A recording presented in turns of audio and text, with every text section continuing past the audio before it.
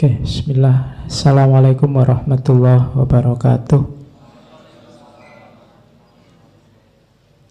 Bismillahirrahmanirrahim. Alhamdulillahirabbil alamin. Wa bihi nasta'inu ala umurid dunya waddin. Allahumma sholli wa sallim wa barik ala habibina wa syafi'ina Sayyidina wa maulana Muhammadin wa ala alihi wa ashabihi wa man tabi'ahum bi ihsanin ila yaumiddin. Bismillah, kita mulai lagi ngaji filsafat kita. Setelah minggu lalu kita libur satu sesi. Kita mulai bulan November ini dengan tema tokoh-tokoh yang jenius. Ya, pokoknya rasanya jenius karena terkenal sekali kejeniusannya. Jenius itu apa ya? Ada yang bilang itu serapan dari kata dasar jin. Jin yang banyak jadi terus jenius. Ya, karena istilah jenius itu kalau dalam bahasa Latin memang merujuk pada roh penjaga. Jadi kita kan nganggapnya kayak nek Islam itu ada orang yang menyebut pakai istilah jin korin. Roh penjaga ini dalam bahasa Latinnya namanya genius. Saya tidak tahu apa kata ini yang diserap sehingga orang yang sangat pinter itu terus kita sebut jenius. Berarti dia sebenarnya perlu diruqyah itu. Banyak jinnya. Tapi dalam bahasa sehari-hari istilah jenius kita pakai pada orang pertama, biasanya orang yang IQ-nya tinggi biasanya. Di atas 140 biasanya begitu. Tapi yang lebih populer istilah jenius itu dipakai pada orang yang sangat kreatif, yang mampu mencari solusi yang tidak terduga-duga. Orang lain sudah buntu, dia masih bisa punya banyak solusi, punya banyak tawaran yang di luar normal. Itu terus kita menyebutnya seorang yang jenius. Salah satu yang terkenal jenius itu beliau, makanya saya angkat duluan. Jadi Albert Einstein. Tidak ada yang berani bantah kalau Einstein itu orang jenius. Ada buku yang saya lupa membahas tentang Einstein. Di situ penulisnya bilang bahwa saya suka membahas atau kalau ngomong sesuatu terus mengutip Einstein. Kenapa? Pasti tidak ada orang yang berani bantah. Karena ini Einstein loh, kan gitu. Jadi namanya saja sudah jadi jaminan bahwa gagasan yang diangkat brilian. Pemenang hadiah Nobel fisika, apalagi prestasi-prestasinya. Pokoknya penghargaan-penghargaannya banyak. Kelahiran abad 19, 1879, nanti meninggalnya 1955. Sebenarnya Einstein ini yang luar biasa karena masa kecilnya beliau ini dikenal agak autis. Jadi ngomongnya lambat. Cuma ya mungkin kadang-kadang anak autis dengan punya keistimewaan-keistimewaan. Einstein itu kalau belajar kata-kata dulu ceritanya waktu kecil itu diulang-ulang sampai dia yakin pengucapannya benar. Jadi belajarnya lambat tapi otaknya jenius. Ngomongnya telat tapi pikirannya luar biasa. Nah, itu Einstein.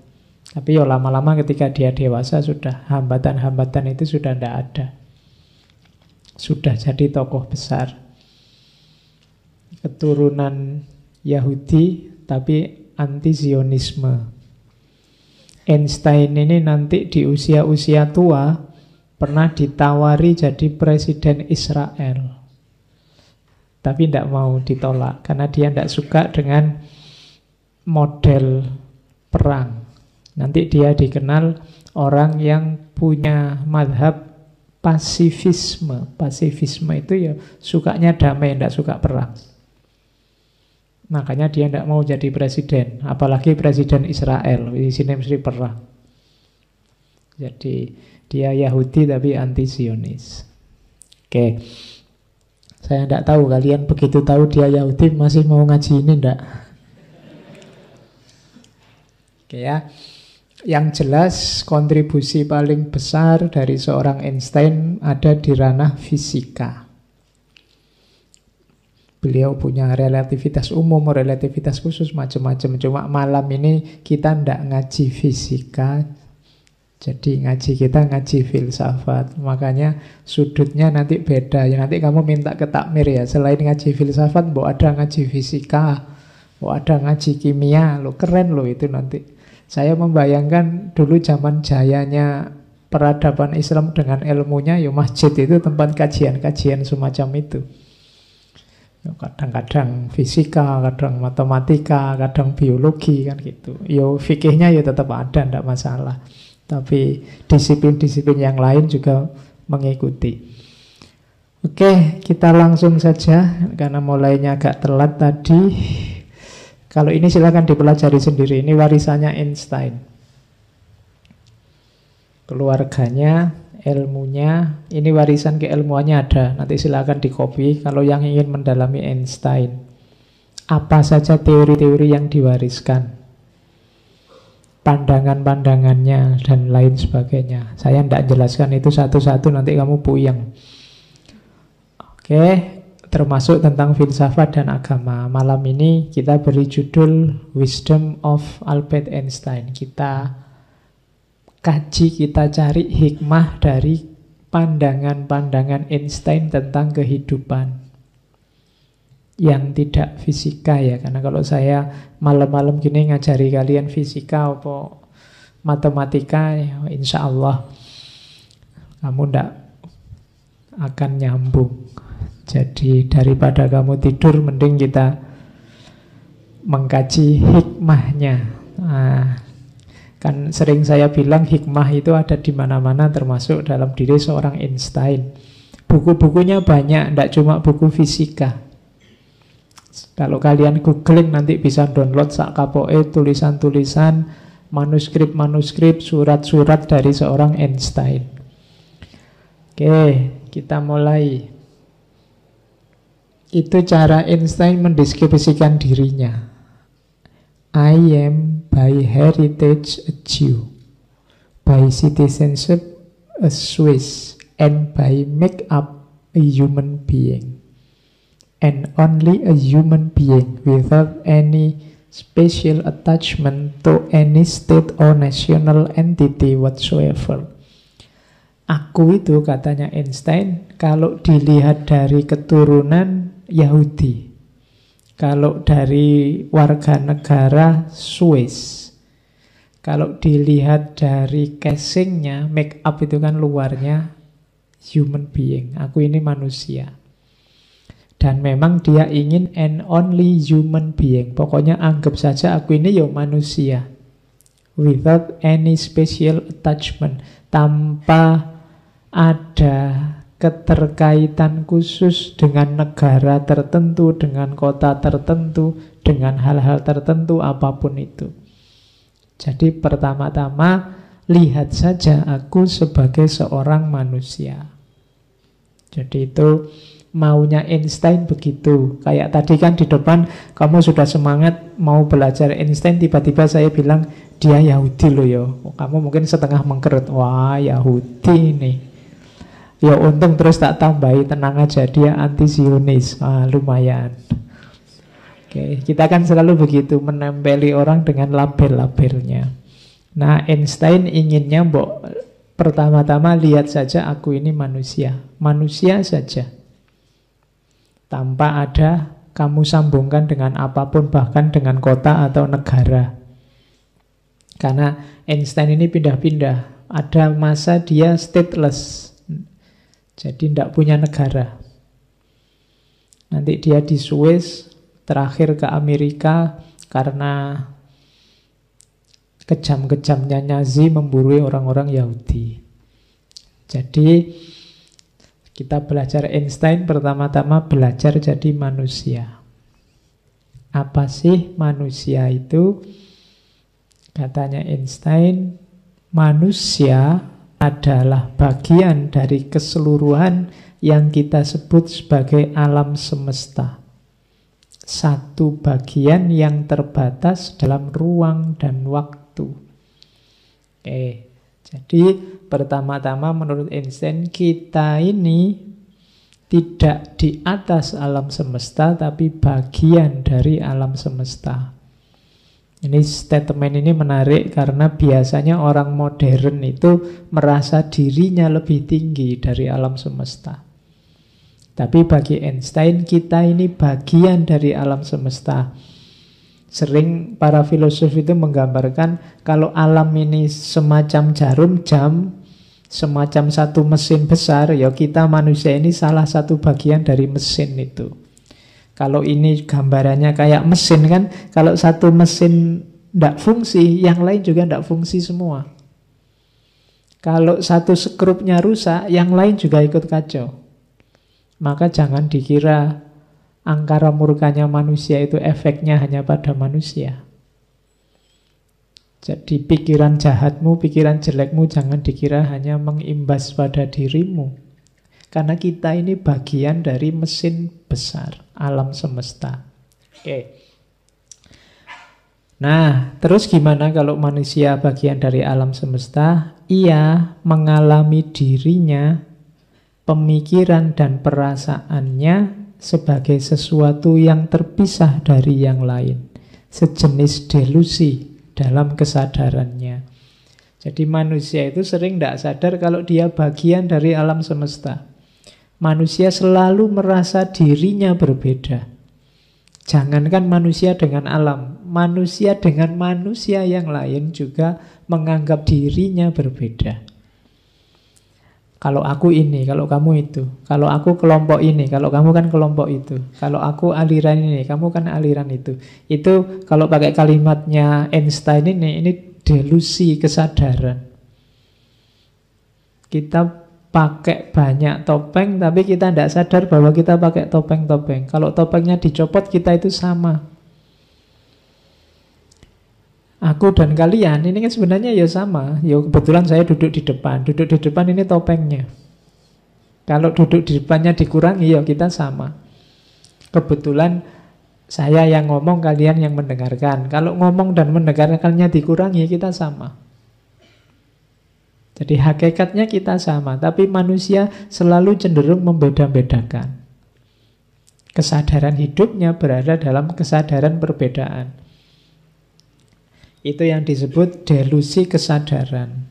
Delusi ini, katanya Einstein, merupakan sejenis penjara yang membatasi kita dalam keinginan-keinginan personal kita dan untuk berbuat baik kepada orang-orang terdekat kita. Kadang-kadang pembedaan-pembedaan ini menjadi penjara kita sendiri. Mau berbuat baik tidak jadi. Mau nolong orang tidak jadi. Mau kerjasama tidak jadi. Mau senyum mungkin di cancel. Hari ini ramai kan ada kasus salah tuh. Nah, jadi ada penjara-penjara yang kita bikin sendiri. Sehingga banyak hal baik yang mau kita jalankan itu tidak jadi. Sudah ketemu tatapan terus senyum, begitu di belakang, kamu kok senyum? Dia aliran sana loh. Oh, nggak jadi kalau gitu, cancel. Kita sering begitu. Mending tidak kenal sama sekali, kita masih nyaman berbuat baik. Begitu ngerti perbedaan, kita tidak nyaman sudah berbuat baik. Ini namanya penjara yang kita bikin sendiri. Delusi kesadaran kita. Berarti apa tugas manusia itu? Katanya Einstein, tugas kita harusnya Kita membebaskan diri kita dari penjara ini dengan cara memperluas lingkaran kasih sayang sesama manusia. Memeluk semua makhluk dan seluruh alam semesta dalam keindahannya. Kalau kita bisa akrab dengan siapa saja dan apa saja, saling menyayangi, saling mengasihi, hidup ini indah. Hanya saja ternyata kesadaran kita, kesadaran delusi. Kita tertipu oleh pembedaan-pembedaan yang kita bikin sendiri. Nah, jadi pelajaran pertama dari seorang Einstein adalah ingatlah semua makhluk di alam semesta ini levelnya sama. Kita semua satu bagian.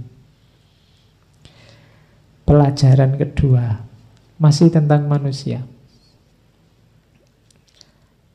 Einstein bilang, untuk jadi manusia yang baik, aku percaya standarisasi mobil, tapi aku tidak percaya standarisasi manusia.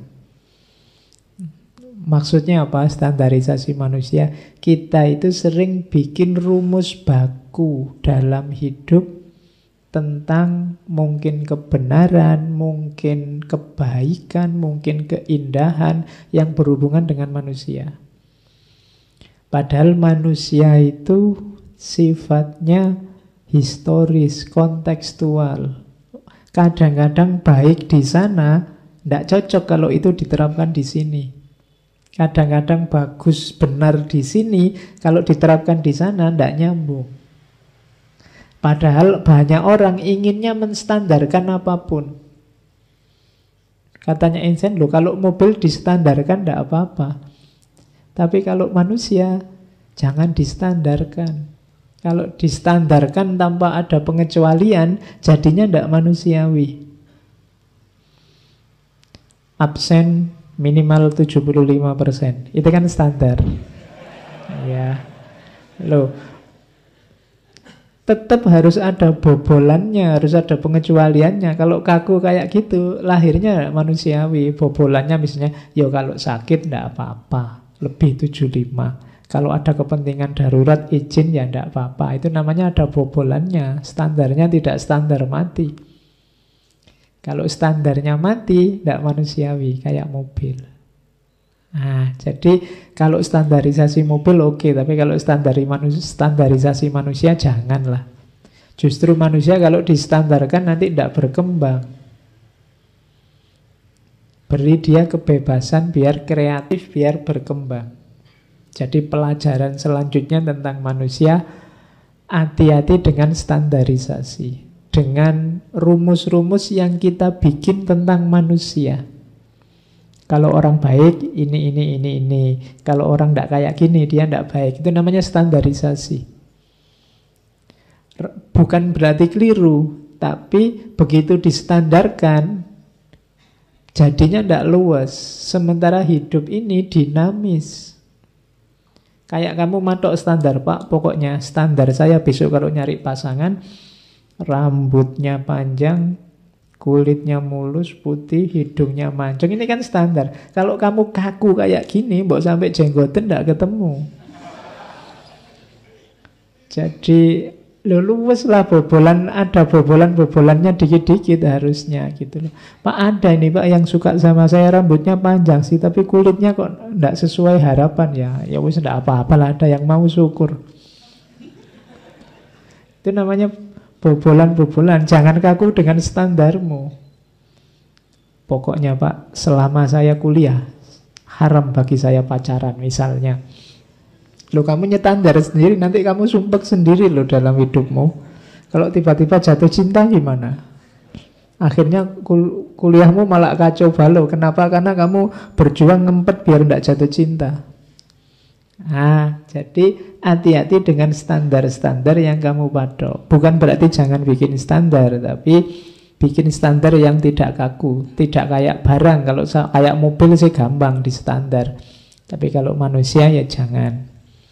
Paling tidak ada jalan-jalan alternatif, jalan bobolannya. Karena situasi bisa macam-macam. Oke. Itu pelajaran selanjutnya. Dari Einstein juga ada pelajaran tentang manusia, bahwa kebahagiaan kita, harkat dan martabat kita tidak cukup hanya dengan pengetahuan dan keterampilan. Itu pelajaran dari Einstein. Jangan lupa bahwa pengetahuan dan keterampilan saja tidak akan membawa manusia ke dalam kehidupan bahagia dan bermartabat. Ini penjelasannya kalian pasti sudah ngerti bahwa kuncinya kebahagiaan, kuncinya kehormatan kita sebagai manusia tidak hanya terletak pada dimensi luar, dimensi materi, dimensi apa yang kita bisa atau apa yang kita tidak bisa. Banyak itu berhubungan dengan batin. Nanti di belakang banyak sekali penjelasannya. Tapi yang pertama-tama diingat ini. Jadi pengetahuan dan keterampilan saja, maksudnya ada kata-kata sajanya ya. Berarti hanya dengan itu masih belum untuk ketemu kebahagiaan dan harkat kemanusiaan. Banyak orang pinter yang justru menjatuhkan derajat kemanusiaannya sendiri. Banyak orang terampil yang hasilnya malah juga merusak. Kadang-kadang kita punya teman orang pinter, tiap hari malah kita sedih, sumpek karena dikritiki terus. Nah, kan tidak bisa bahagia. Atau kamu jadi orang pinter, mau apa-apa itu tidak gerak-gerak mikir, lama sekali gimana ya ini. Kalau gini ya, kadang-kadang malah susah, kamu punya banyak pertimbangan, tidak berani nekat, kadang-kadang. Jadi pengetahuan dan keterampilan saja belum. Masih butuh banyak prasyarat yang lain. Oke, itu pelajaran jadi manusia selanjutnya. Selanjutnya, jadi manusia juga ingat-ingat ini. Manusia akan memprihatinkan kalau terpenjara oleh rasa takut hukuman dan keinginan akan pahala setelah kematian. Jadi, itu mungkin sedikit-sedikit nyindir kita. Jadi, maksudnya apa? Fokusnya nanti. Ketika fokusnya nanti setelah mati, banyak orang terus tidak bijak, tidak pinter hidup sekarang. Kenapa tadi pagi ada bom bunuh diri yang dipikir setelah mati? Tidak bijaksana menyikapi hidup hari ini. Jadi takut hukuman nanti, ingin pahala nanti. Katanya Einstein, ini jadi sumber keprihatinannya. Orang tidak semangat untuk hidup di dunia dengan baik karena fokusnya nanti setelah dunia. Jadi memprihatinkan itu berarti mbok yo jangan begitu. Karena kesuksesan kita di hidup setelah mati itu sebenarnya tergantung dalam hidup kita sekarang. Tidak mungkin kita mengacaukan hidup kita sekarang terus beres hidup kita nanti. Tidak mungkin kita merusak, mengacaukan, jahat di kehidupan sekarang demi kebaikan di kehidupan nanti. Jadi kalau kita mengorbankan hidup kita sekarang untuk kehidupan nanti sesudah mati, katanya Einstein, memprihatinkan. Nah, makanya kalau ada kayak tadi ada bom bunuh diri kan banyak orang bilang saya prihatin kan gitu. Berarti memang fenomenanya memprihatinkan. Janganlah mengorbankan, kalau bahasa agama kita akhirat, mengorbankan dunia demi akhirat atau sebaliknya akhirat demi dunia. Dua-duanya penting. Kita tidak mungkin sukses di akhirat kalau tidak sukses di dunia. Dan juga sebaliknya. Jadi jangan korbankan hidup kita sekarang. Manusia itu harus memperhatikan seperti apa dirinya sekarang dan tidak hanya galau oleh seperti apa seharusnya dirinya. Itu sama arahnya kayak yang pertama tadi. Jadi Einstein inginnya Mbok kita itu menerima dengan situasi hidup kita sekarang, dan ayo hidup sekarang sesuai kenyataannya. Sumbernya segala kesulitan dalam hidup kita adalah ketika kita hidup dalam mimpi-mimpi ideal kita, tidak dalam kenyataan. Dan pasti ideal kita ada jarak dengan kenyataan. Itu yang membuat kita sering sedih. Maka hiduplah sekarang. Mungkin dulu kamu awal kuliah waktu daftar, pokoknya saya ingin kuliah ini lulus tepat waktu. Sekarang sampai semester 13 belum lulus-lulus. Itu kalau kamu hidup tetap dengan idealmu, kamu tidak bisa tidur tetap. Tetap harus kamu terima bahwa iya, sekarang aku sudah semester 13. Berarti targetnya harus paling tidak 14 lah, kan gitu. Kalau kamu masih mikir tidak tepat waktu, ya sudah. Kamu tidak akan tenang hidupmu. Lalu sudah kelewatan. Jadi hiduplah seperti apa situasimu hari ini. Jangan hidup dalam ideal yang seharusnya yang itu tidak terjadi. Karena akan terasa berat luar biasa untukmu. Kemudian kalau ini semangat dari Einstein. Salah tidak apa-apa, gagal tidak apa-apa. Siapapun yang tidak pernah melakukan kesalahan tidak pernah mencoba sesuatu yang baru. Ini kayak iklan di TV itu kan.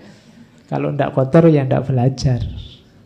Nah, jadi beranilah untuk mencoba. Kalau kamu nyaman dengan duniamu hari ini, tidak berani macam-macam, ya sampai sebatas itu hidupmu, levelmu dan rankingmu. Kalau ingin naik kelas, berani mencoba.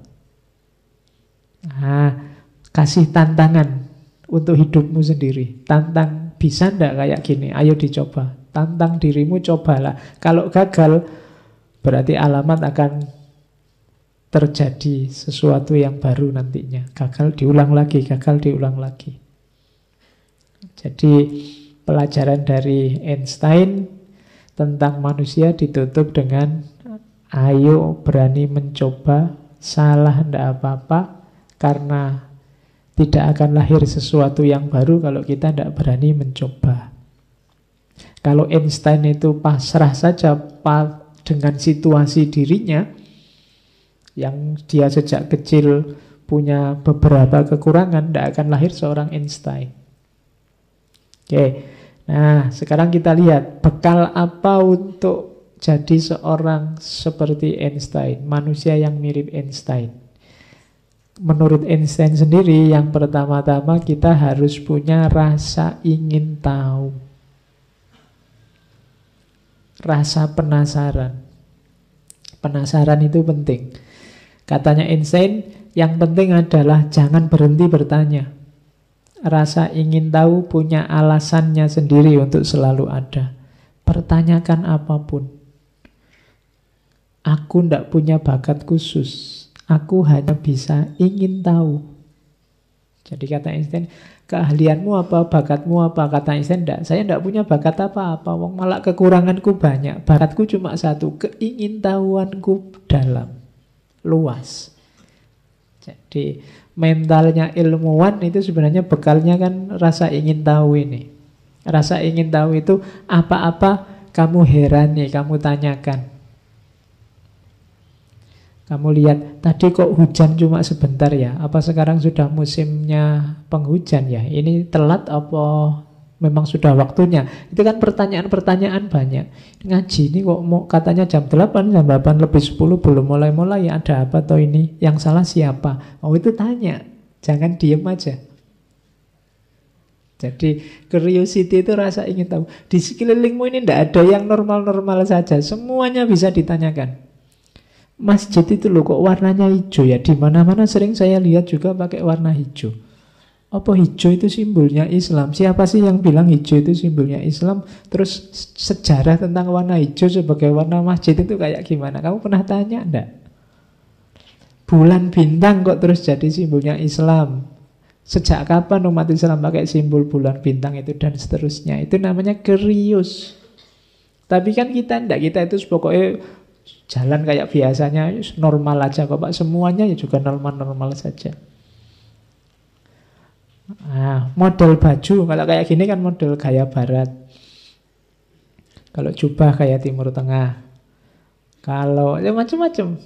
Itu kira-kira ada hubungannya dengan iklim, dengan geografi, dengan adat, tradisi, dengan kesepakatan masyarakat. Tapi jawabannya bisa macam-macam. Ingin tahulah.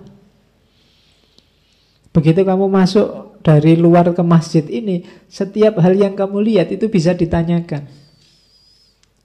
Kenapa kok kamu tidak tanya? Karena segalanya kamu anggap biasa saja. Berarti kamu tidak bakat jadi ilmuwan. Orang mau nulis skripsi, tesis, disertasi itu biasanya gelisahnya pertama apa? Nyari masalah. Saya kok nggak nemu-nemu masalah ya Pak? Loh masalah jutaan di sekelilingmu loh, kok bingung nyari masalah? Oke, yo kalau nggak ada masalah, bikin masalah. Baru nanti kita teliti. Ilmuwan kan begitu, bikin masalah itu kan namanya bikin hipotesis. Kira-kira jangan-jangan ini, jangan-jangan itu bisa masalah. Katanya Einstein, ia yang tidak lagi bisa heran dan terpesona sebenarnya kayak orang mati, matanya tertutup. Oh, itu disindir oleh Einstein. Loh, kamu kan melek, bisa melihat banyak sekali masalah. Ngaji ini apalagi? Oh, masalahnya banyak ini. Ini katanya ngaji misalnya.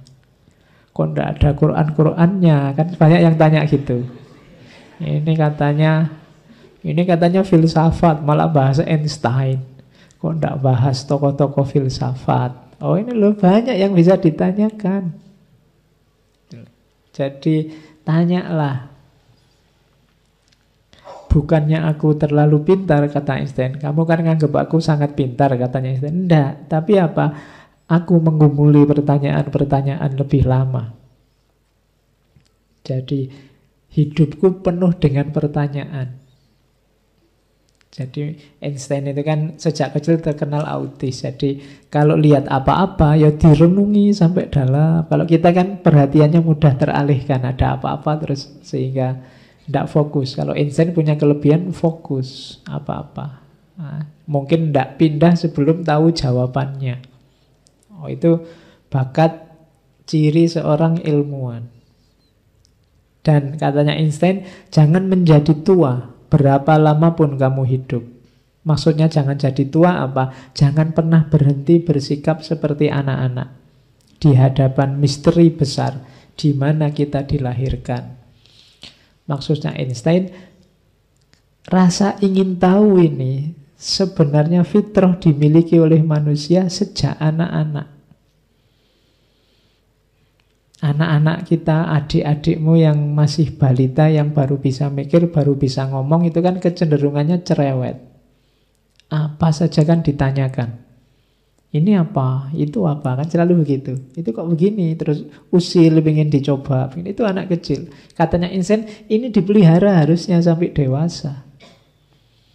Ya cuma mungkin terus lingkungannya yang membuat dia terdiam. Mungkin ibu jengkel, terus alah cerewet, nggak usah banyak tanya, nggak penting, terus lama-lama dia merasa bahwa bertanya-tanya, banyak omong itu jelek.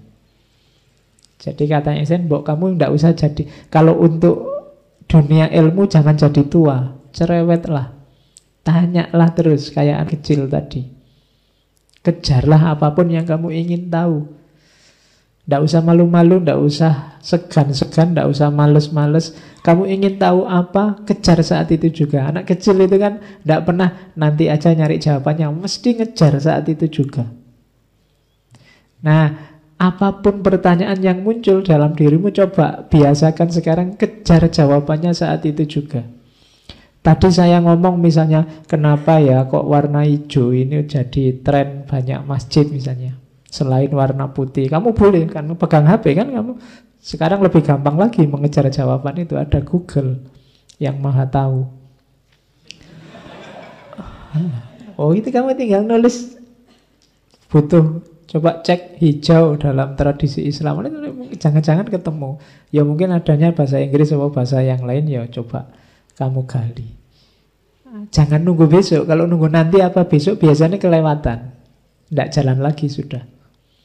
Kalau kamu punya keinginan apa yang baik, target apa yang baik, pertanyaan apa yang penting, bermanfaat, segera cari, segera lakukan, segera kejar. Kalau tidak, mesti nanti ketumpuk hal lain dan itu terlewat. Nah, biasakan begitu. Meladeni curiosity ini. Jiwa ingin tahu. Jiwa ilmuwannya biar hidup terus. Oke. Nah, nikmati ini. Ilmuwan itu bisa menikmati ini, katanya Einstein. Tahun-tahun penuh tanya saat pencarian dalam kegelapan. Dengan harapan yang dalam untuk menemukan jawaban. Silih berganti semangat dan kelelahan. Lalu akhirnya muncullah cahaya. Hanya mereka yang mengalaminya yang dapat memahaminya. Bayangkan kamu saat kemarin nulis skripsi. Apa nulis tesis. Itu kan tahun-tahun penuh pencarian. Dalam kegelapan, penuh harapan dan cepat lulus. Ada semangat, ada kelelahan, sampai akhirnya jadi fix ketemu jawaban, muncul cahaya. Oh, itu pengalaman yang luar biasa. Dunia ilmu itu indahnya di sini, katanya Einstein. Dari gelap ketemu cahaya itu kan enak. Kayak kita di rumah listrik mati, tiba-tiba listrik nyala. Meskipun matinya sebentar, itu kan ada wow-nya sebentar, bahagianya. Alhamdulillah, sak kampung itu teriak semua. Begitu listrik nyala. Ibaratnya ini. Jadi kalau kamu sedang buntu, tidak punya jawaban, ada masalah, terus kamu kejar jawabannya, kamu cari buku, kamu tanya ke sana kemari, sampai ketemu jawabannya, itu kayak listrik habis mati terus nyala. Indah, menyenangkan. Jadi kejarlah momen ini dalam hidupmu untuk mencintai ilmu. Jadi nikmatnya ilmu itu antara lain ada di sini. Ketika kegelapanmu berubah jadi cahaya. Ketika yang kemarin kamu kejar-kejar dalam kebingungan, sekarang kamu paham dalam kelonggaran. Alhamdulillah, ngerti aku sekarang jawabannya. Itu nikmat. Maka Einstein menyarankan di kalimat yang terakhir itu, hanya mereka yang mengalami yang dapat memahami. Maka alamilah, kejarlah momen ini. Oke, jadi setelah jadi manusia yang baik, sekarang kejarlah ilmu lewat curiosity dan alamilah dunia keilmuan yang indah. Ini cara untuk hidup yang luar biasa seperti disarankan oleh Einstein. Oke. Terus, nah, alatnya apa? Alatnya untuk masuk ke dunia ilmu tadi yaitu intelijensi. Intelijensi itu perangkat intelektual yang ada dalam diri kita. Isinya diri kita itu intelijensi. Kalau sebagian besar kita merasa malu dengan baju compang-camping dan peralatan yang rusak, tentunya kita lebih malu kalau memiliki gagasan yang compang-camping dan filosofi hidup yang buruk. Kita pakai baju jelek aja kan malu. Padahal baju ini cuma bungkus.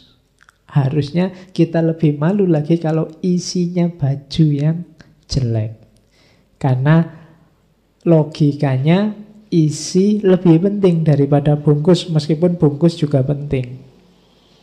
Akan menyedihkan kalau bungkusnya lebih baik daripada daging yang dibungkus di dalamnya, katanya Einstein. Kalau kita bungkus daging, ini kan daging diri kita ini. Ada tulang, ada daging, ada darah. Bungkusnya yang compang-camping membuat kita malu. Harusnya isinya yang compang-camping lebih membuat kita malu. Isi yang compang-camping itu apa? Ide, gagasan, pikiran yang buruk. Harusnya lebih membuat kita malu. Kalau kita punya baju jelek, baju compang-camping, cepet-cepet kita jahit ulang atau kita buang, kita beli lagi yang bagus. Berarti kalau kita punya pikiran, punya gagasan yang compang-camping, ya cepet-cepet diganti dengan gagasan yang baik. Meskipun demikian, nasihatnya Einstein, tetap kita harus hati-hati. Kita harus hati-hati untuk tidak menjadikan intelek kita sebagai Tuhan. Tentu saja ia punya kekuatan, namun tidak punya kepribadian. Ini lanjutannya. Kalau alat intelek kita sudah bagus, sekarang ada lagi yang lebih dalam yang harus lebih bagus. Apa? Kepribadian. Karena sekuat-kuatnya intelek, intelijensi, kalau kepribadiannya rusak, dia akan jadi alat untuk melahirkan kerusakan. Jadi orang yang menomorsatukan intelijensi, intelek, atau menomorsatukan ini kayak mempertuhankan. Orang yang mempertuhankan intelek, dia mengundang bahaya. Kenapa? Intelek itu kuat, tapi dia juga bungkus dari kepribadian. Kalau tidak hati-hati, nanti kalau kepribadiannya rusak, intelek tadi kamu pakai untuk merusak. Pengetahuanmu, ilmumu, akalmu akan jadi sarana untuk melahirkan kerusakan. Kenapa? Ya karena dia memang mungkin disetir oleh kepribadian. Makanya orang jahat kok pinter, itu lebih menyusahkan. Mending jahat yang tidak terlalu pinter lah, yang pakai jaket, pakai jin robek-robek, terus di jalan-jalan, itu lebih gampang. Tapi kalau jahat kok pinter, itu kita akan lebih sulit mengatasinya. Kenapa? Intelijensinya luar biasa, tapi kepribadiannya rusak. Maka tadi ya, yang fisik dibungkus oleh yang batin dibungkus oleh kepribadian. Kalau baju rusak, kita gelisah, harusnya intelijensi rusak, kita lebih gelisah. Apalagi kepribadian rusak, kita harusnya tambah gelisah. Dan ini jarang disadari oleh manusia. Manusia itu punya intelijensi lengkap, tapi jarang yang memanfaatkannya secara optimal. Makanya 2 kalimat terakhir itu sindirannya Einstein. Intelligent life on other planet, ini kan orang sering bahas UFO, makhluk cerdas di luar angkasa, di macam-macam. Yang dikejar-kejar tidak ketemu-ketemu sampai hari ini. Kita nyari makhluk intelijen di luar bumi. Katanya Einstein, I'm not even sure there is on Earth. Kok jauh-jauh nyari keluar angkasa? Di bumi aja aku susah nyari makhluk intelijen itu. Manusia itu malas mikir sudah. Hidup sakarepe dhewe, ngapain kita capek-capek ngejar UFO, ngejar makhluk luar angkasa yang cerdas, yang punya peradaban tinggi. Kita nyari di kalangan kita sendiri aja sudah langka. Jadi aku ragu-ragu. Yang kedua juga sindiran. Two things are infinite, the universe and human stupidity. And I'm not sure about the universe. Ada 2 hal yang tidak terbatas. Yang pertama alam semesta, dan yang kedua kebodohan manusia. Cuma aku ragu-ragu yang alam semesta ini. Jadi alam semesta mungkin ada batasnya, cuma aku tidak nyampe. Berarti tinggal 1 yang tidak terbatas. Apa? Bodohnya manusia. Jadi itu sindirannya Einstein. Jadi ada 2 hal yang tidak terbatas, alam semesta dan kebodohan. Kalau alam semesta bisa ya, bisa enggak. Tapi kalau kebodohan, wis mesti. Enggak ada batasnya. Kadang-kadang orangnya pinter itu kelakuannya bodohnya luar biasa. Jadi enggak jaminan loh. Ternyata kebodohan itu tidak sama dengan pengertian. Kita kan sering tahu dan tidak tahu. Yang tidak tahu ini bodoh. Banyak kelakuan menunjukkan dia harusnya tidak tahu, tapi sebenarnya tahu. Banyak orang tahu kelakuannya kayak orang tidak tahu. Nah, itu kebodohan, stupidity. Jadi kita punya alat yang luar biasa, alat yang lengkap. kita gunakan secara optimal, disetir oleh kepribadian yang bagus. Jangan salah, karena manusia itu fasilitasnya luar biasa, tapi yang dilakukan menyedihkan. Itu selanjutnya. Jadi alatnya intelijensi. Dari situ kita akan dapat pengetahuan. Nah, ini lanjutannya tadi. Apa sih pengetahuan itu? Katanya Einstein, pengetahuan itu ya apa yang kita tahu. Cuma problemnya bukan apa yang kita tahu. Siapapun bisa tahu, namun kuncinya adalah paham.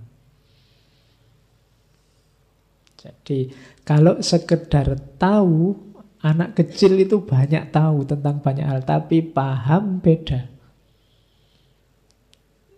Kalau tahu ya kamu baca, kamu hafalkan beres, tapi paham hal yang berbeda.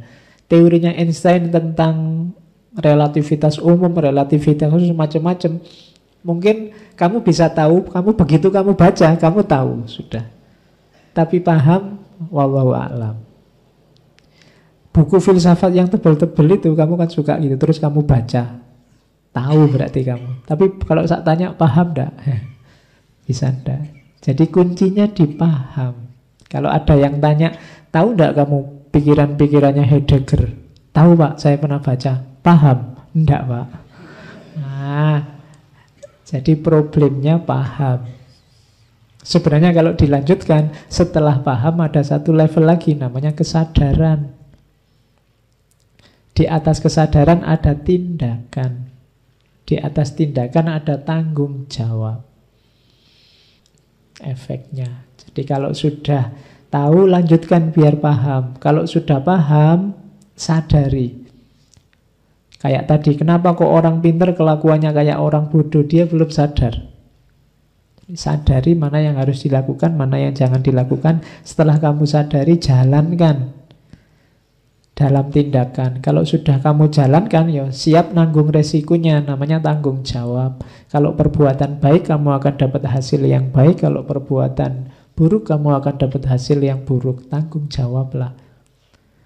Nah, jadi alurnya seperti itu. Nanti ini yang disebut ilmu yang manfaat. Jadi yang problem adalah pemahaman. Perhatikan yang kedua, pengetahuan yang benar. Apa sih pengetahuan yang benar? Hati-hati, apa yang benar tidak selalu populer, dan apa yang populer tidak selalu benar.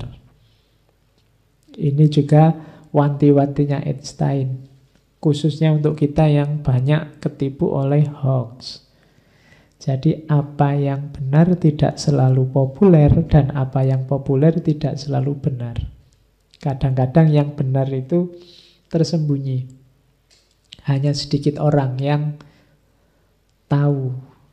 Sementara yang aneh-aneh itu yang lebih populer. Sekarang kan kita selalu patokannya viral apa enggak viral.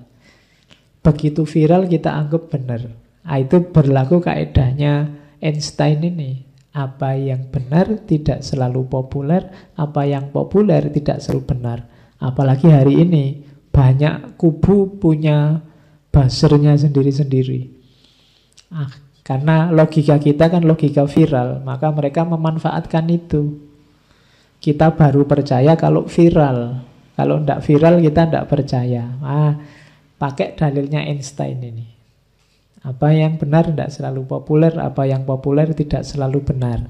Ini untuk jawab kalau ada orang bilang padamu, loh sekarang sudah viral loh. Itu, oh enggak, yang viral tidak selalu benar. Oke. Terus hati-hati juga dalam pengetahuan.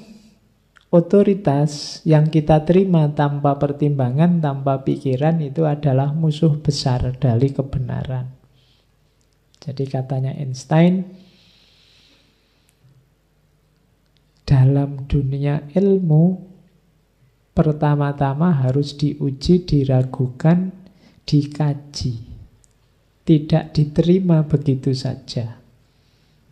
Kalau ada hal-hal yang kita terima begitu saja, seperti otoritas, otoritas itu bisa orang, bisa lembaga, bisa organisasi, bisa kelompok, bisa buku, bisa kegiatan apapun. Kalau kita terima tanpa dikaji, dikritisi, itulah musuh besar kebenaran. Jadi karena kita tidak kritis, kita tidak menggunakan intelijensi kita. Oke. Ukuran intelijensi adalah kemampuan untuk berubah. Ini juga unik pandangannya Einstein. Orang yang akalnya jalan, inteleknya jalan, itu bisa dilihat dari dia mau dan mampu tidak untuk berubah. Kalau tidak, sebenarnya intelijensinya tidak jalan. Yang dia bisa hanya menghafalkan, mengulang-ulang yang kemarin. Jadi intelijensi itu jalan kalau orang ini punya kemampuan untuk berubah. Kemampuan dan kemauan itu bukan berarti langsung berubah. Dia mau mengkaji, mau membahas. Kalau menemukan kebenaran yang baru, dia siap pindah dari kebenaran lama ke kebenaran baru. Ini menunjukkan bahwa intelijensinya jalan. Jadi pelajaran dari Einstein selanjutnya ini. Oke, terus ini juga pesan dari Einstein. Siapapun yang mendapat keistimewaan dengan pengetahuan punya tugas untuk menjalankan. Nah, ini penting buat kita yang banyak ngaji, banyak membaca, banyak belajar. Kita berarti dianugerahi ilmu oleh Allah, ada tanggung jawab. Kalau tidak tahu, tidak menjalankan, nggak masalah. Kalau tahu, berarti kita sebenarnya begitu kita tahu, saat itu juga kita punya tanggung jawab untuk menjalankan.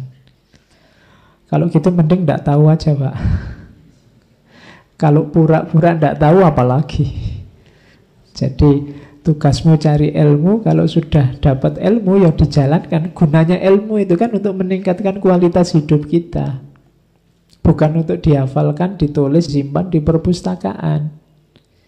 Tapi gimana caranya semakin tambah ilmu, kualitas hidup kita semakin meningkat. Maka bertambahnya ilmu itu seiring dengan bertambahnya tanggung jawab kita untuk menjalankan, meningkatkan kualitas hidup kita.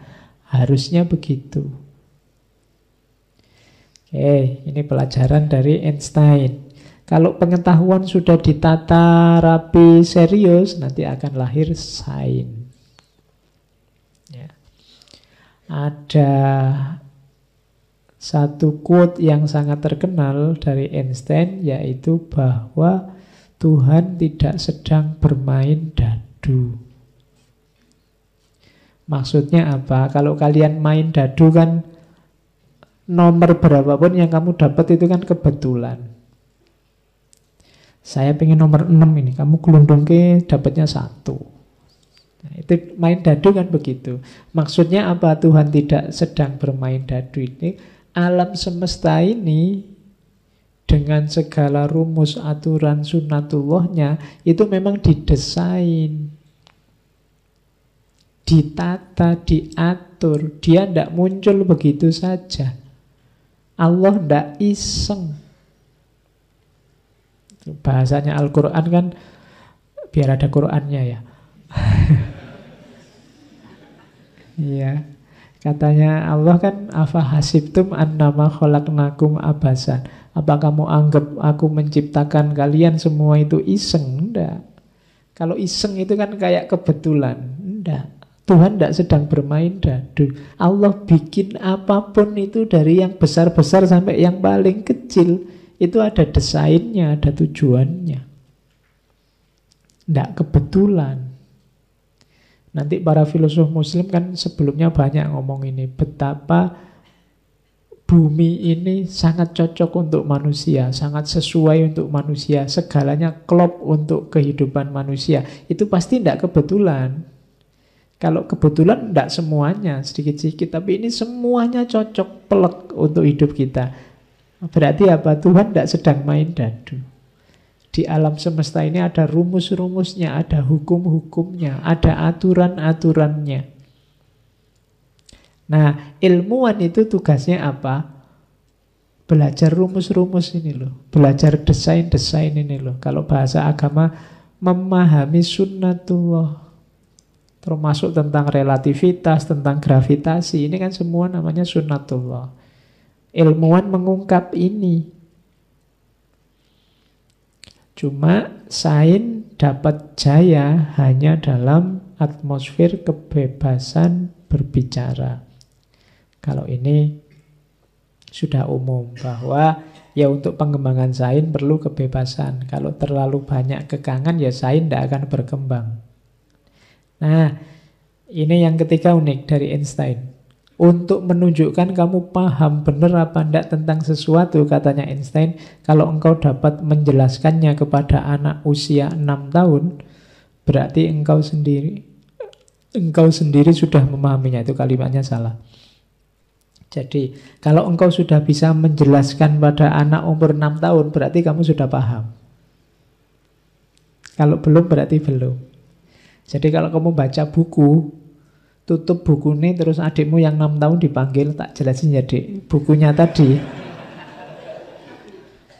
Kok adikmu paham? Berarti kamu sudah paham benar isinya buku. Karena kamu paham menggunakan kalimatmu sendiri dan anak kecil aja paham, berarti kamu memang sudah paham benar. Kalau enggak, ya enggak. Einstein itu ada anekdotnya, saya nulis di Filosof juga Manusia, itu kan banyak anekdot tentang Einstein. Salah satunya waktu dia menjelaskan teori relativitas yang rumit itu pada orang yang biasa, yang susah dijelaskan, tidak paham-paham. Akhirnya Einstein menjelaskan relativitas itu gini loh. Bandingkan antara kamu duduk di kompor selama 1 menit dengan duduk jejer cewek cakep selama 1 menit. Waktunya sama-sama 1 menit, tapi rasanya jauh beda. Loh, itu namanya relatif gitu loh. Nah, itu kan penjelasan simpel kayak gini kan orang langsung paham. Tapi kalau dijelaskan pakai teori-teori, pakai rumus-rumus, orang puyeng. Jadi cirinya kamu paham apa enggak, bisa enggak kamu jelaskan pada anak umur 6 tahun. Kalau anak umur 6 tahun itu berarti SD ya, SD kelas 1 apa TK besar sebelum SD. Kalau anak kecil aja paham, itu berarti kamu paham bener. Kalau sama temanmu sama-sama sak kelas ya enggak heran kalau dia paham. Tapi kalau pada anak umur 6 tahun kamu bisa menjelaskan, itu luar biasa. Oke, terus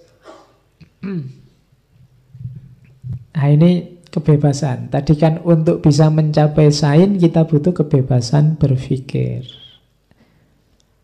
Einstein menyarankan, karena kalian ini manusia merdeka, cobalah sekali setiap hari biarkan dirimu bebas berpikir dan bermimpi untuk dirimu sendiri.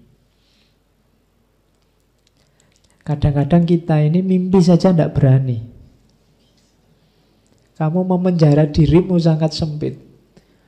Saya sebenarnya pingin ini Pak, tapi apa ya mungkin ya Pak. Ayo kamu sendiri yang memenjara dirimu sendiri. Ayo sekali-sekali, pokoknya ambil aja 1 menit, 2 menit dalam sehari. Kamu mimpilah sebebas mungkin, berpikirlah seliar mungkin. Berlatih untuk berpikir merdeka. Kenapa? Karena banyak orang, katanya Einstein, sedikit orang yang melihat dengan mata mereka sendiri dan merasa dengan hati, bukan hari, dengan hati mereka sendiri. Hari ini kita banyak mewakilkan orang lain untuk melihat, banyak mewakilkan orang lain untuk merasa. Untuk memahami sesuatu kita sering menurut orang itu, menurut orang ini. Loh, menurutmu sendiri mana? Kita terlalu sering mewakilkan, bahkan merasa juga mewakilkan. Katanya teman-teman di sana enak loh Pak. Lah kok katanya teman-teman, lah kamu sendiri gimana? Orang-orang itu seneng loh Pak kalau ke sana. Lah kok orang-orang, lah kamu sendiri seneng enggak ke sana? Kita sering enggak berani berpikir sendiri, memutuskan sendiri, melihat sendiri, merasa sendiri. Kayak gini kita teriak-teriak ingin kebebasan. Oh, kamu sudah dibebaskan tapi masih pinjam orang lain. Menganalisis sendiri tidak berani, melihat sendiri tidak berani, merasakan sendiri bahkan tidak berani. Kadang kamu tidak sreg dengan satu pendapat, tapi mau bantah tidak berani. Kamu sudah memenjara dirimu, apalah aku? Di mana levelku? Aku ini masih mahasiswa. Dan seterusnya. Oke, jadi orang yang berani berpikir bebas bukan karena langka, karena karena banyak penjara, banyak yang menghalangi, tapi dirinya sendiri ternyata tidak punya kualifikasi, tidak sanggup untuk berpikir bebas. Kalau tidak sanggup berpikir bebas, kamu tidak akan menemukan hal yang baru. Kehidupanmu tidak akan berkembang. Kalau kamu berpikir besar, berpikir bebas, ya kamu akan ketemu dengan, kalau bahasanya Einstein itu, mediocre mind. Mediocre mind itu pikiran-pikiran biasa. Kalau pikiran-pikiran biasa itu bisanya tunduk. Pak, biasanya memang begitu Pak di sini. Oh, yang selama ini dilakukan ini Pak. Oh, nah, itu pikiran mediocre namanya. Hanya ikut saja yang selama ini jalan. Kamu tidak berani berpikir sendiri secara bebas. Pak, sebenarnya saya tidak sreg Pak, tapi ya mau gimana lagi, aturannya di sini begitu. Nah, itu mediocre mind. Sebenarnya menurut saya absen 75% itu misalnya. Tapi ya harus begitu Pak, tidak boleh kalau tidak begitu. Ya sudah, mediocre mind. Jadi ikut saja, tidak kritis. Berpikir sendiri tidak bisa. Gimana caranya untuk bisa berpikir luas, merdeka, bebas? Hidupkan ini. Imajinasi. Einstein itu, kalau kalian baca bukunya, teori-teori relativitasnya itu berawal dari imajinasi-imajinasi. Bayangkan kalau kita naik lift, terus liftnya dengan kecepatan sekian, karena ketika kita bergerak melebihi kecepatan cahaya dan teman kita diam, mungkin kita dari lantai 1 sampai lantai 10 ketemu teman kita yang sama, dia sudah tua, kita masih muda. Itu teorinya Einstein. Jadi dia berimajinasi begitu, nanti sampai lahir teori relativitas. Dari mana munculnya teori itu? Imajinasi. Katanya Einstein, imajinasi adalah preview dari hal-hal menarik di masa depan. Kalau orang tidak berimajinasi, tidak akan muncul banyak teknologi. Dulu sebelum ada laptop kayak gini, komputer itu besarnya sak lemari. Tapi kan orang berimajinasi, ini terlalu besar. Yang enak itu komputer biasa saja, kecil, bisa ditaruh di pojok-pojok kamar. Lahirlah PC yang besar itu. Terus, tapi ini ditenteng kemana-mana tidak enak. Orang berimajinasi terus. Akhirnya lahir laptop semacam ini, bisa ditenteng. Ini pun 14 in terlalu besar. Bikinlah yang sekarang 7 in, ada yang kecil itu. Terus lahir HP. Mungkin sebentar lagi, saya kemarin lihat di TV itu tanpa layar, modelnya hologram. Jadi mungkin kalian kayak bawa batangan pulpen satu itu, terus pecet, terus layarnya keluar. Loh, itu imajinasi. Jangankan yang untuk dunia pendidikan, dunia pertoiletan aja coba kamu cermati teknologinya. Imajinasinya luar biasa itu. Kamu tinggal diem aja, habis kencing nyiram-nyiram sendiri. Loh, itu kan orang membayangkan. Zaman dulu kan kamu mikirnya ada codoknya. Sekarang kamu diem aja, keluar sendiri airnya. Kadang kamu minggir dikit gini sudah keluar airnya. Nah, itu kan luar biasa canggihnya. Dari mana itu muncul? Imajinasi. Kalau kamu nggak berimajinasi, tidak akan lahir yang semacam itu. Maka imajinasi adalah preview dari hal-hal menarik di masa depan. Yang kamu khayalkan itu nanti ada, jangan khawatir. Hampir semua dulu yang hanya bayangan menurut orang-orang, sekarang ada semua sekarang. Berarti waktu dia masih dilamunkan, diimajinasikan, itu previewnya. Jadi imajinasi adalah preview dari hal-hal menarik di masa depan. Makanya katanya Einstein, aku hanyalah seorang seniman yang dengan bebas menggambar imajinasiku. Imajinasi lebih penting daripada pengetahuan. Kalau pengetahuan itu terbatas, sementara imajinasi mengelilingi dunia, tidak ada batasnya. Imajinasi itu tidak bisa dicegah oleh apapun. Dalam dunia nyata mungkin kamu nembak ditolak, tapi dalam imajinasi kamu bisa gambar apa saja. Ya kan, kamu bisa membayangkan nikah, punya anak, punya cucu, bisa membayangkan manten. Wong imajinasi. Siapa yang bisa menghalangi imajinasimu? Cuma kamu kan berimajinasi aja kadang kan nggak berani. Nah, padahal ya, justru kuncinya perkembangan ada di imajinasi. Katanya Einstein, penemuan baru itu bukan hasil dari berpikir logis. Ya meskipun nanti digarap dengan struktur logis. Ide-ide awalnya itu imajinatif. Tapi nanti menggarapnya ya tetap pakai struktur logis. Dulu orang membayangkan gimana ya caranya membawa telepon yang simpel, yang tidak harus telepon di mana-mana itu, yang nempel di tembok itu. Kalau telepon sebesar itu dibawa kan tidak enak. Itu kan imajinasinya jalan. Akhirnya lahirlah handphone. Itu awalnya imajinasi ya, handphonenya sangat logis, ada rumusnya, ada teknologinya. Tapi itu berawal dari imajinasi. Jadi jangan tak berimajinasi. Kuncinya sains justru berawal dari keinginan-keinginan imajinatif. Ada jam tembok, ada jam tangan. Mungkin dulu awalnya jam itu ada jam tembok yang besar itu yang punya ding-ding. Tapi kadang-kadang ya kebesaran, nyari yang simpel aja, yang bulat segitu.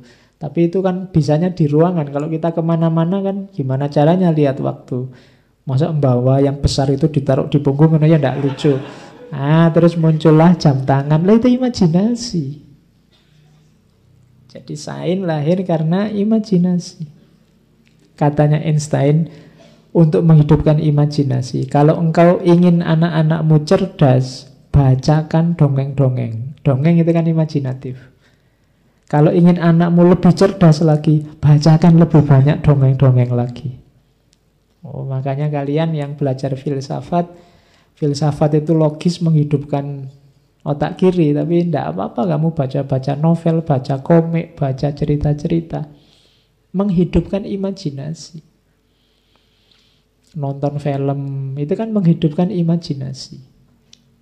Mendengarkan musik menghidupkan imajinasi. Jadi justru akan membantu melahirkan kreativitas, termasuk dalam sains. Nah, selain imajinasi ada intuisi, ada inspirasi. Aku percaya kepada intuisi dan inspirasi. Kadang aku merasa bahwa aku benar tanpa aku tahu bahwa aku benar. Kadang-kadang dalam hidup ini saya tahu saya benar, tapi aku tidak bisa menjelaskan. Kita sering masuk pada situasi semacam itu, tidak masalah. Yang penting aku kan benar. Meskipun tidak bisa menjelaskan secara logis. Sering kita mengalami yang semacam ini. Itu sambungannya imajinasi tadi. Oke, terus kalau ini tentang pendidikan, masih panjang. Murid bukan kontainer yang harus engkau penuhi. Kalau tadi kan sainsnya sudah, sekarang pendidikannya. Namun suluh yang harus engkau nyalakan. Ini nasihatnya Einstein ya. Besok kalau kalian jadi guru, jadi dosen, muridmu itu bukan kontainer yang harus kamu isi dengan macam-macam. Tapi dia adalah suluh. Suluh itu obor yang harus engkau nyalakan. Jadi engkau sukses kalau muridmu menyala. Menyala berarti apa? Akalnya hidup, intelijensinya jalan untuk menghadapi kehidupannya. Nilai dari pendidikan tidak terletak pada mengoleksi banyak fakta, tapi pada melatih akal untuk berpikir. Jadi bukan menanamkan data-data tiap hari. Kalau itu muridmu baca buku sudah ketemu, mungkin lebih bagus dari penjelasanmu. Tapi latihlah muridmu untuk bisa menyala, bisa berpikir. Dan itu sebenarnya kombinasi tidak bisa didapat hanya dari sekolah, tapi juga dalam kehidupannya sehari-hari. Karena kebijaksanaan bukan hasil dari sekolah, namun upaya sepanjang hayat untuk menemukannya. Oke, kalau ini pandangannya tentang pendidikan yang lain. Apa yang diberikan sebagai pelajaran, terimalah sebagai anugerah, bukan sebagai tugas. Jadi belajar itu anugerah. Banyak orang yang tidak sadar untuk mau belajar.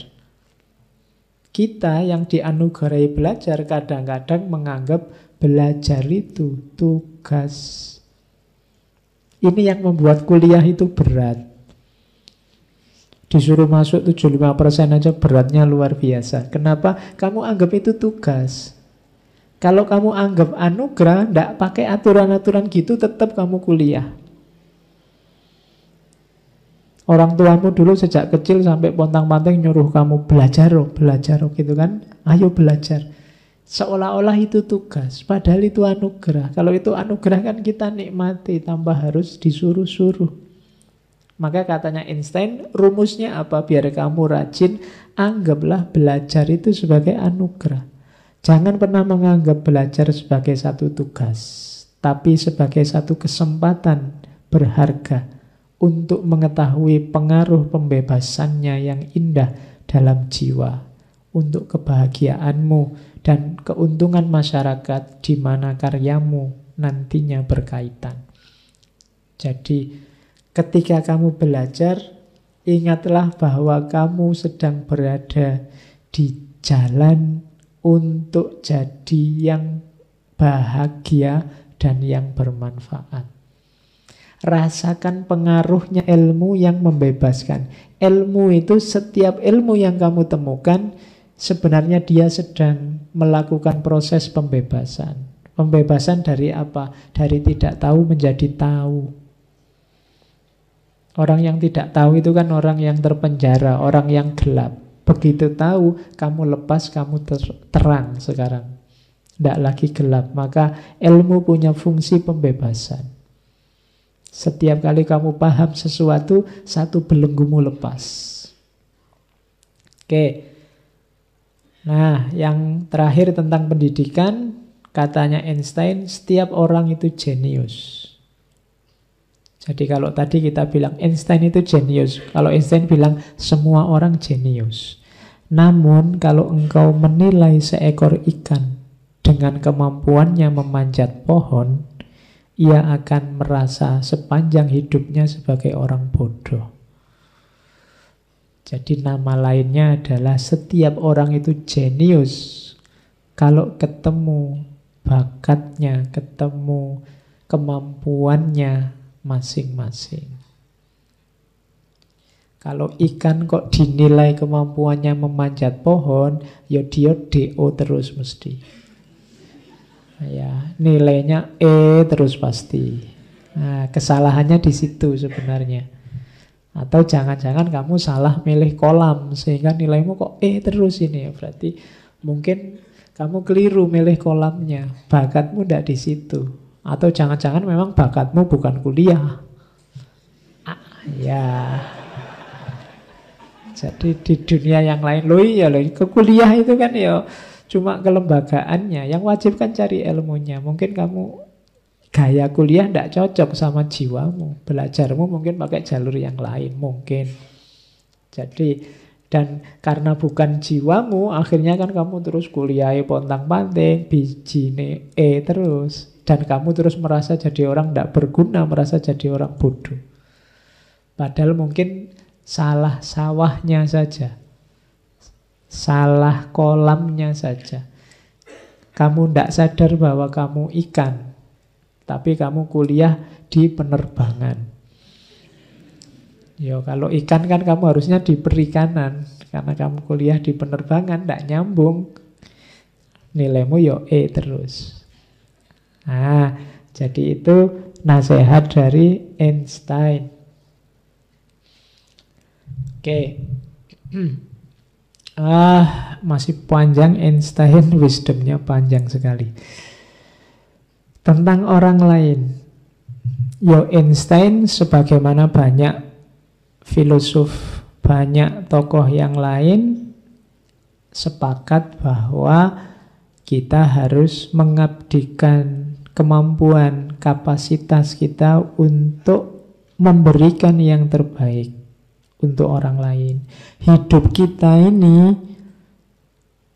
lahir batinnya, sukses kita sekarang, semuanya ada hubungannya dengan orang lain, baik yang hidup maupun yang sudah mati. Kita ngaji sekarang itu kan jasa orang lain juga, yang terlibat dengan ngaji langsung atau tidak langsung, mati atau masih hidup. Einstein sudah meninggal, tapi berjasa buat kita ngaji sekarang. Apapun keberhasilanmu, coba dicek, itu pasti ada sumbangan jasa orang lain secara luas. Kamu sekarang minum kopi, pabrik kopi, buruh kopi, kios kopi, bakul kopi, yang tadi masak kopi, itu kan berjasa padamu. Semuanya berjasa. Maka kalau kamu punya kemampuan, punya kualitas, punya kelebihan apapun, berikan hal yang sama pada mereka. Aku harus mendorong diriku memberikan hal yang sama sebagaimana telah aku terima dan masih aku terima. Einstein ini agak pendiam, agak introvert, ya, tapi tetap kalau ditanya kita harus bermanfaat dengan orang lain, iya. Kita harus hidup yang didedikasikan untuk orang lain. Meskipun begitu tetap harus hati-hati, katanya Einstein, menjauhlah dari orang-orang yang negatif. Kenapa? Mereka punya masalah untuk setiap solusi. Iya. Kan kebalik. Kalau orang-orang positif itu mereka punya solusi untuk setiap masalah. Tapi orang-orang yang negatif, dia punya masalah untuk setiap solusi. Barang sudah beres, jadi masalah lagi. Sudah terjawab, cari masalah lagi. Hidupmu tidak akan tenang kalau ketemu orang-orang yang negatif. Menjauh saja. Nyari orang-orang yang menyenangkan, yang positif.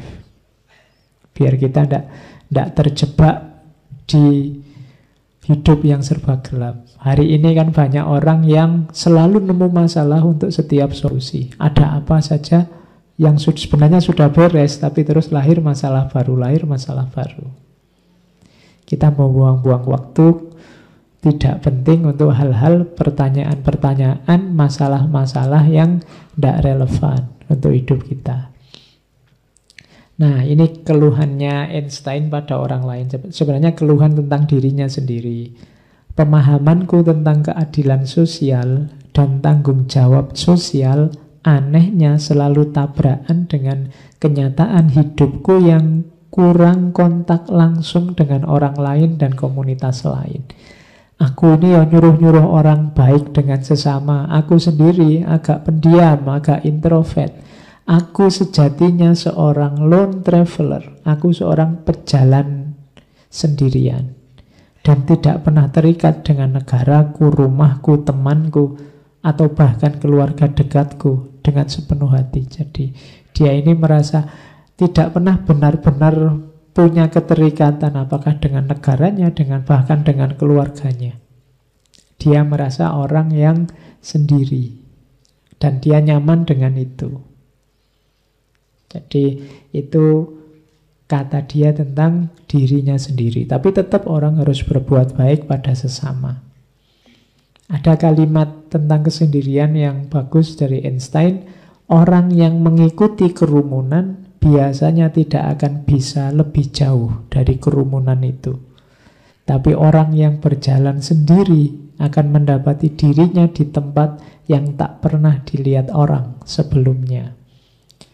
Jadi, kalau kita sendiri kita lebih fleksibel, lebih leluasa untuk menjelajah kemana-mana. Tapi kalau kita hanya ikut kerumunan, ya sudah, jatuhnya kita di kerumunan itu. Oke, terus tentang agama, saya jelaskan ringkas ya. Kita mungkin kenalnya quote-quote ini. Science without religion is lame, religion without science is blind. Kalau ini banyak dijelaskan orang. Ilmu tanpa agama itu lumpuh, agama tanpa ilmu itu buta.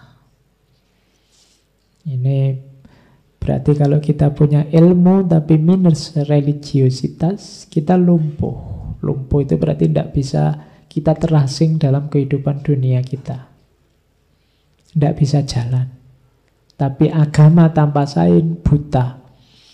Makanya orang yang hanya ngerti agama, akalnya tidak jalan, ilmu pengetahuannya nggak jalan, sering-sering membuta atau membabi buta. Jadi hati-hati, dua-duanya kita butuhkan, dua-duanya penting. Katanya Einstein, agama, seni, dan ilmu pengetahuan. Kuncinya hidup tiga ini.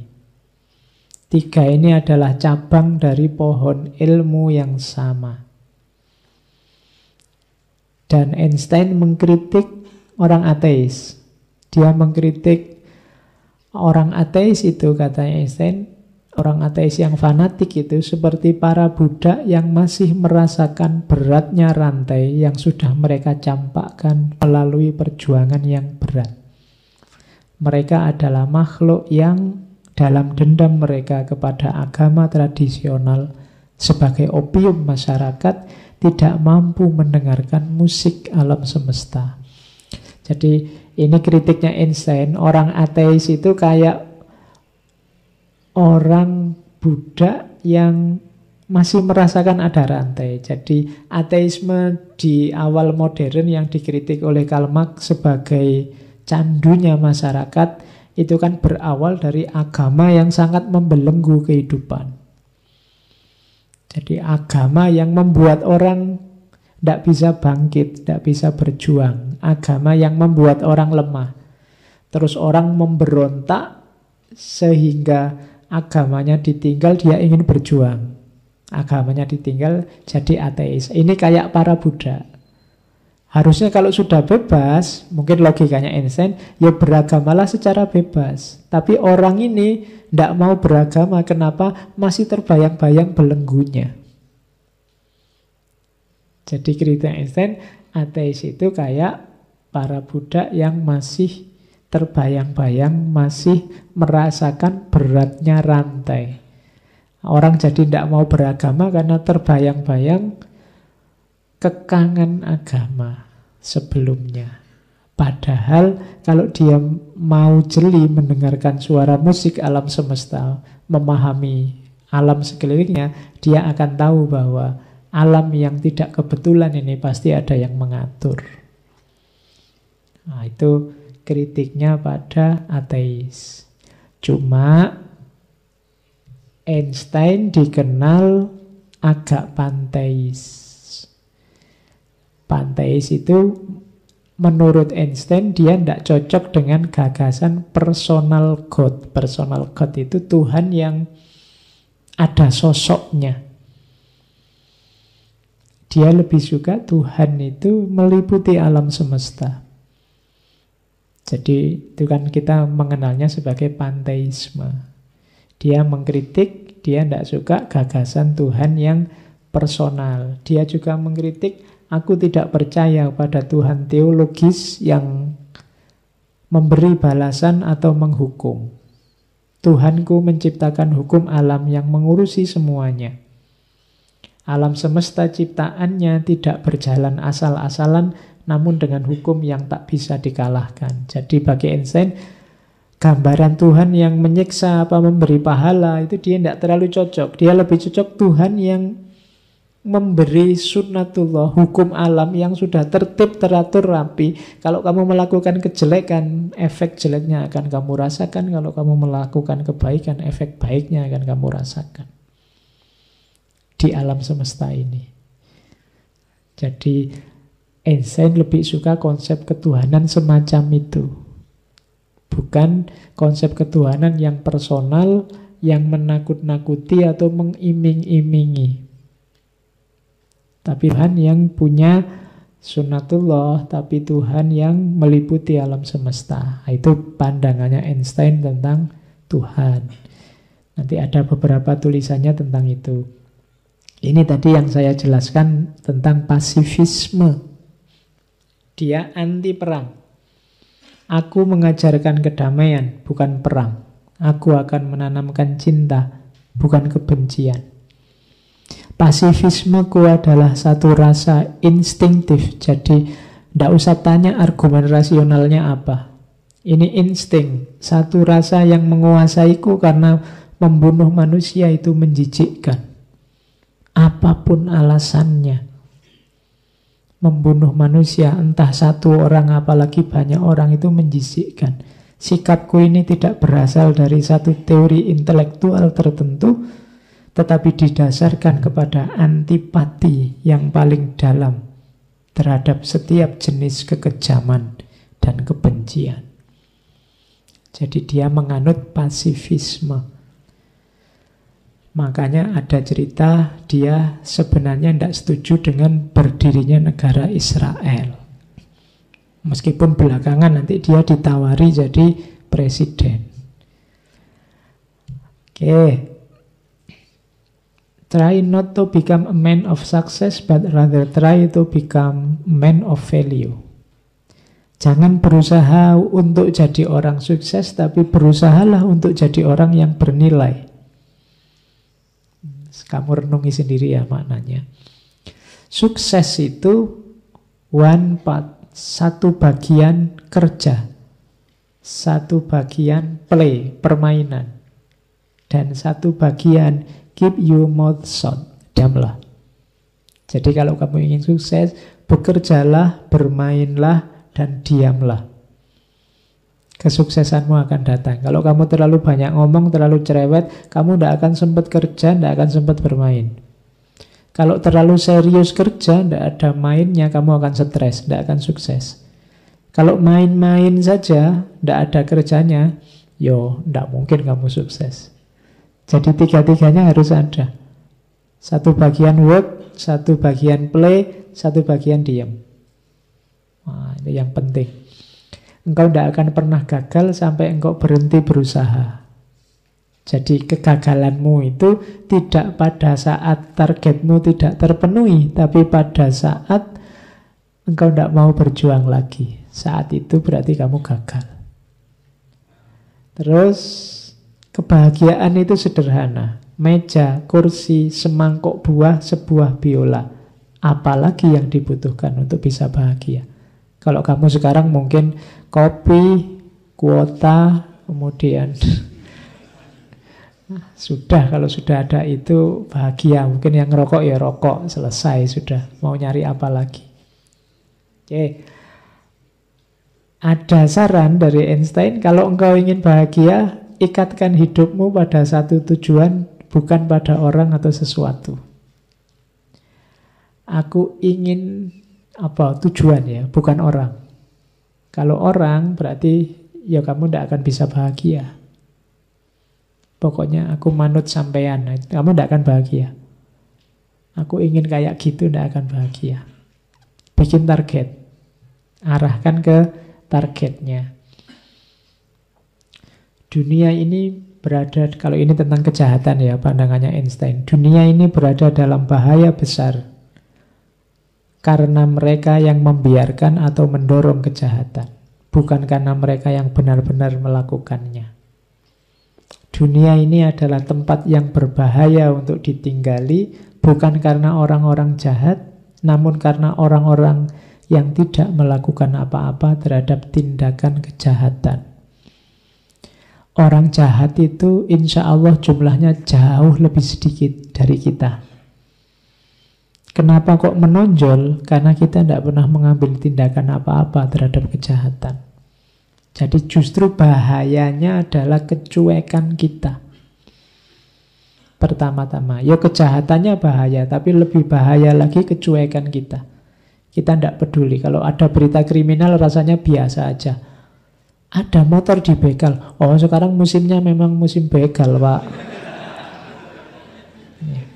Jadi rasanya biasa gitu. Yang membahayakan itu yang ini. Jadi ketidakpedulian kita tidak melakukan apa-apa kalau ada tindak kejahatan.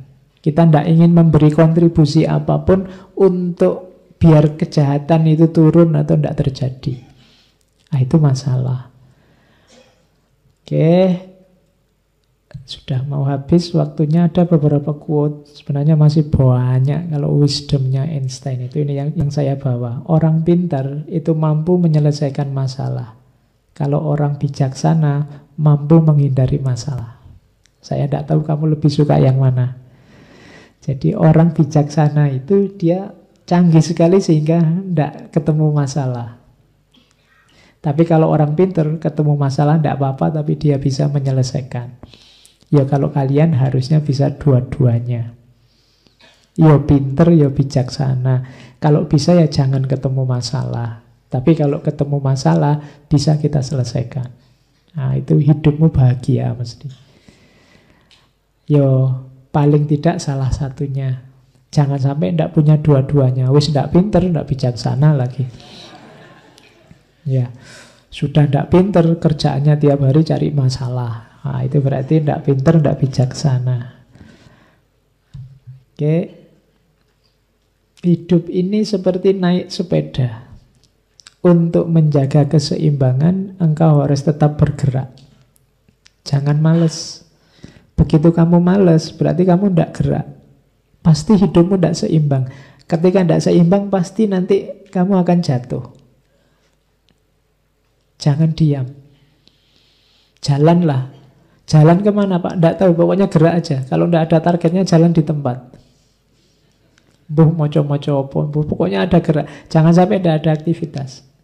Biar tidak mengalami ketidakseimbangan. Karena hidup ini kayak naik sepeda. Begitu kamu berhenti, ya roboh dia. Untuk seimbang kamu harus gerak terus. Berarti jangan berhenti. Nah, itu boleh kamu tempel di kamar gak? Begitu kamu males-malesan baca itu. Waduh, saatnya bergerak ini. Nah, ya. Tapi gerak yang baik-baik ya. Nanti kamu ngerancang gerak yang aneh-aneh. Oke. Ini sebenarnya Einstein membicarakan zamannya. Alangkah menyedihkan satu masa ketika lebih mudah menghancurkan atom daripada menghancurkan satu prasangka. Sekarang kan menghadapi prasangka itu sulitnya luar biasa.